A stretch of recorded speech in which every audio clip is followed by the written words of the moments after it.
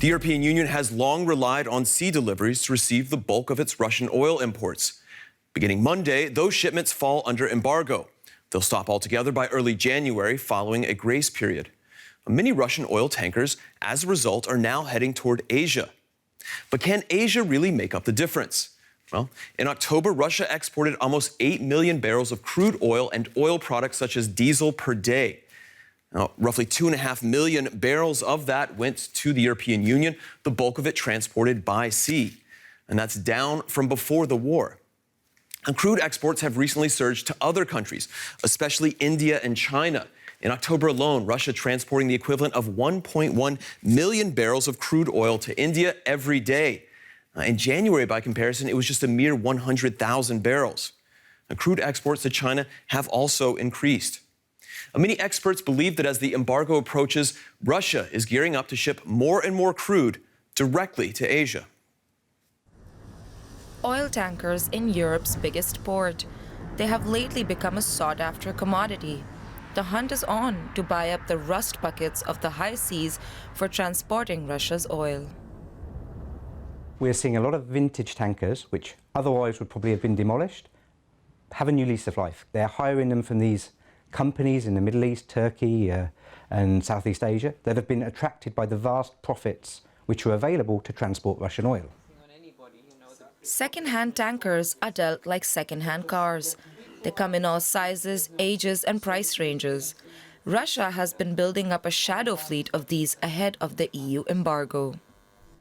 The economists at Brussels think tank Bruegel are monitoring the development of Russian oil exports.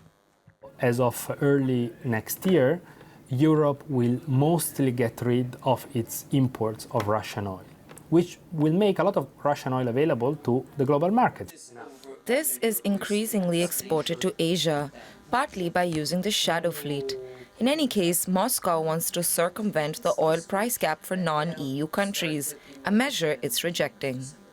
They will not be able to redirect all the flows from Europe to Asia because there are a number of infrastructural bottlenecks. They will still be able to export significant amounts, which means that not much of the Russian production might ultimately be compromised. But the price of transport for Russia is rising steeply. At the moment, we see them taking long journeys to get to Asia via Northwest Europe, then through the Mediterranean and down through the Suez Canal, and then onwards to India or to China. Companies working in this gray area market can earn up to $350,000 a day. It is one of the unintended consequences of the EU's embargo on Russian oil. Carol Knockley is founder and CEO of Crystal Energy in London. Carol, welcome to the show. An aging fleet of ships doesn't sound very reassuring or maybe even safe. Will it help Russia respond to this embargo?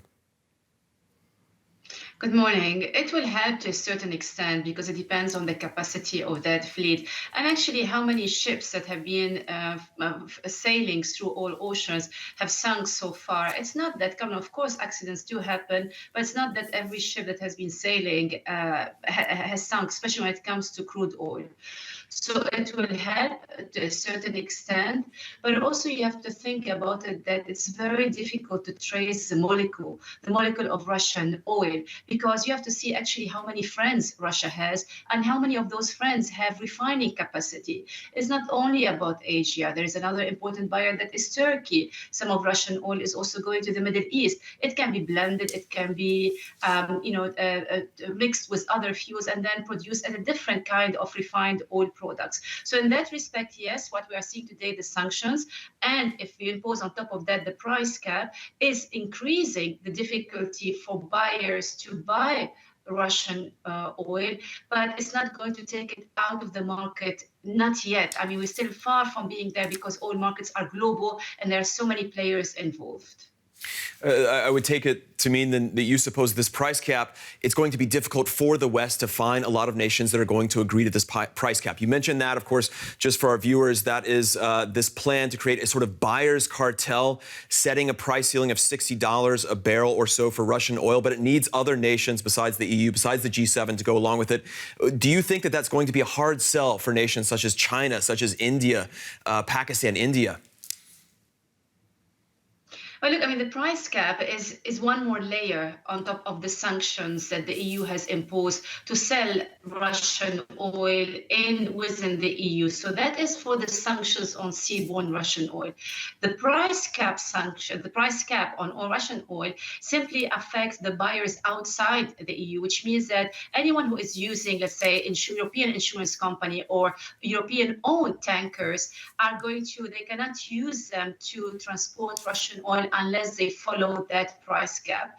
Now, its effectiveness depends on the level of that price cap. We're hearing a lot about $60 a barrel, and that by itself may not make a huge difference to buyers of Russian oil, nor to Russia, because already its crude has been sold at a discount between $20 to $25 a barrel compared to the benchmark, which is Brent, that is, the European benchmark. So in that respect, if we are around that region under existing market conditions, then the price cap is likely to be symbolic. And of course, its effectiveness will depend not on what the EU does, but on the friends of Russia, what they will do. And that is primarily the Chinese and Indian. To what extent they will continue to buy Russian oil, irrespective of what the West does. And we'll have to leave it there for now. Carol Nakle, founder and CEO of Crystal Energy, thank you very much.